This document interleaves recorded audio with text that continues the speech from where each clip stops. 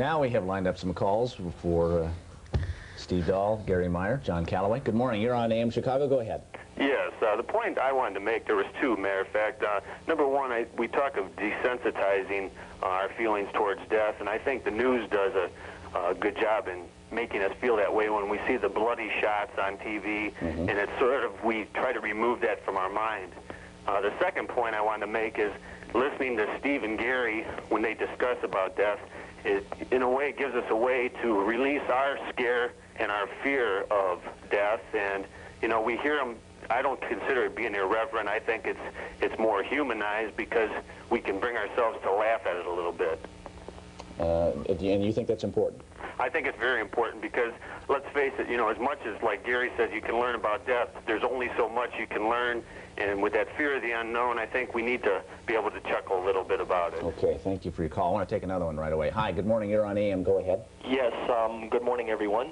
I have a message or a question for Steve and Gary. I'm an avid listener of yours. I've been away in Africa for the last 3 weeks. I just found out about it by tuning in this morning. Good morning. Good morning. My question is this.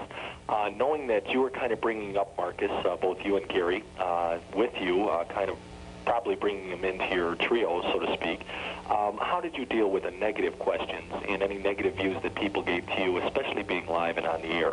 That's my question.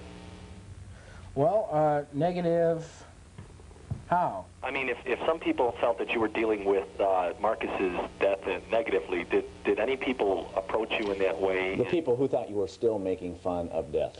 Oh, no, we haven't received any negatives. No? No.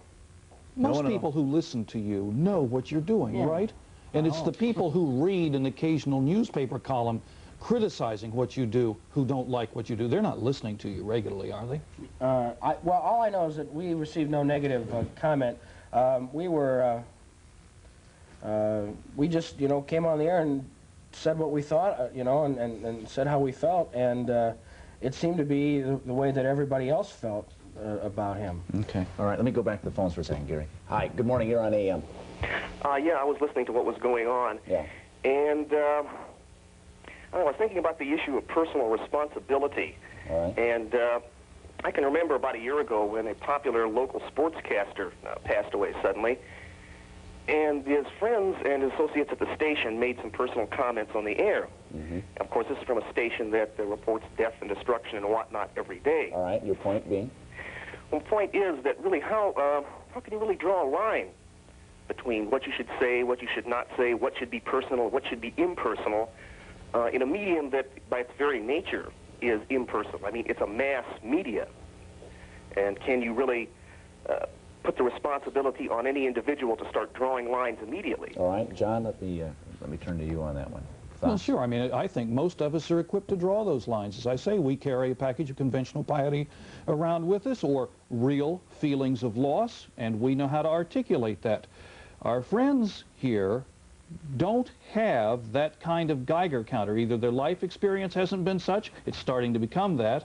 You cover a couple of wars, send these guys out to cover a couple of wars, a couple of riots in which people get killed. Their box of piety, both real and kind of made up, will start to change when that occurs. But in the meantime, they're going to be in touch with their feelings on public airways, and they're going to look dumb some days, and they're going to be brilliant other days. John, answer me this, and I hate to kind of talk about you guys like you're the fourth wall that's missing, but that's okay. Do you think that would be better from a responsibility standpoint and being on the air if Gary and Steve had more life experiences and watched what they said a little bit more? Well, I don't know whether it's better, because one might take a look at their career someday and say they were at their greatest when they were at their least aware about some of these things. I have mixed feelings about whether I want to see Steve Dahl grow up too much. I don't know whether I want him to read this book or not. I mean, it's the old question. Ernest Hemingway said, I won't undergo psychoanalysis because I don't want to lose my genius. And he blew his brains out. I mean, You know, what Okay, good really, morning. Good morning, everyone.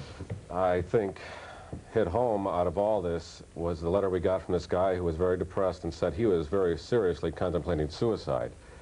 The Marcus thing happened. He was listening and how he treated that.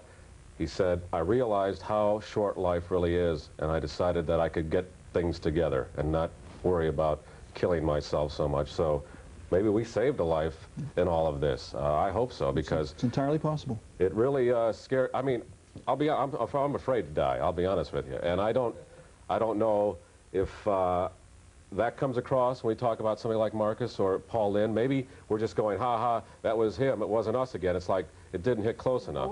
We're as afraid as everybody else. I used to think when we made fun of death that I was doing mass media a favor by taking the black side and pointing that out, because everybody else was just smoothing it over, glossing it over. And willing to take the guff and the rebukes that you got from right, people. you know, like I pointed out the black side of the whole Gacy thing. Yeah. You know, I made it real. But now I think after Marcus's death, maybe I just was dealing with it in the only way I could, because I didn't want to make it. I actually wasn't making it real at all. I was just turning it into a bit so I didn't have to think about it. You told me in an interview last summer that you said, well, you know, death is natural. Death comes to all of us. And you were just so mature and understanding and accepting. And I'm saying, wait a minute, come off. Okay, but I'll admit it. See, I have a lot to learn, and I always admit that on the air, and I at least am open-minded and willing to learn. You've just admitted it again, and Steve Dahl, thank you for being with us this morning. Gary Meyer. Thanks, Rob.